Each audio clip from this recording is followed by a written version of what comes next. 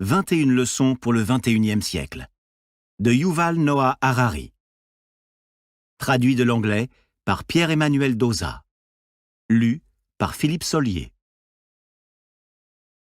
La révolution de l'IA, il est crucial de le mesurer, n'est pas simplement une affaire d'ordinateurs toujours plus rapides et plus intelligents.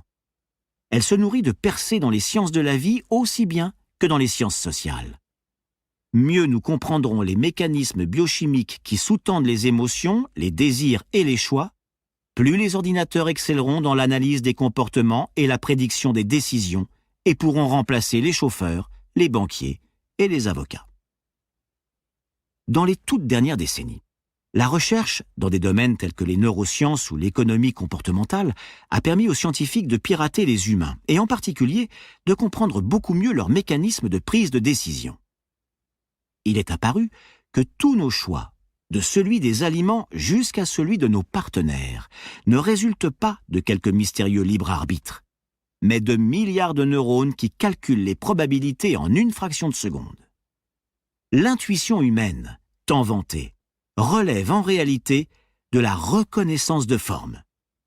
Les bons chauffeurs, les bons banquiers ou les bons avocats n'ont pas d'intuition magique concernant la circulation, les investissements ou la négociation. Par la reconnaissance de formes récurrentes, ils repèrent et essaient d'éviter les piétons imprudents, les emprunteurs incapables ou les escrocs. Il est aussi apparu que les algorithmes biochimiques du cerveau humain sont loin d'être parfaits.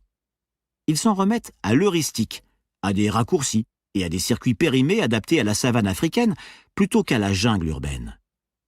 Pas étonnant que les meilleurs chauffeurs, banquiers ou avocats commettent parfois des erreurs idiotes. Autrement dit, l'IA peut surpasser les humains même dans des tâches censées nécessiter de l'intuition. Si vous demandez à l'IA de rivaliser avec l'âme humaine en termes de pressentiments mystiques, cela paraît impossible. Mais si l'IA doit affronter les réseaux neuronaux dans le calcul des probabilités et la reconnaissance des formes, la tâche paraît bien moins redoutable. En particulier, l'IA peut mieux s'acquitter de tâches qui exigent des intuitions à propos d'autres personnes. Beaucoup d'activités, par exemple, conduire un véhicule dans une rue pleine de piétons, prêter de l'argent à des inconnus, négocier une affaire, nécessitent de savoir évaluer correctement les émotions et les désirs d'autres personnes. Ce gosse est-il sur le point de sauter sur la chaussée? L'homme en costume a-t-il l'intention de prendre mon argent et de disparaître? Cet avocat va-t-il mettre à exécution ses menaces ou n'est-ce qu'un coup de bluff? Tant qu'on croyait ces émotions et ces désirs engendrés par un esprit immatériel. Il paraissait évident que les ordinateurs ne seraient jamais capables de remplacer les chauffeurs, les banquiers ou les avocats. Car comment un ordinateur peut-il comprendre l'esprit humain créé par Dieu?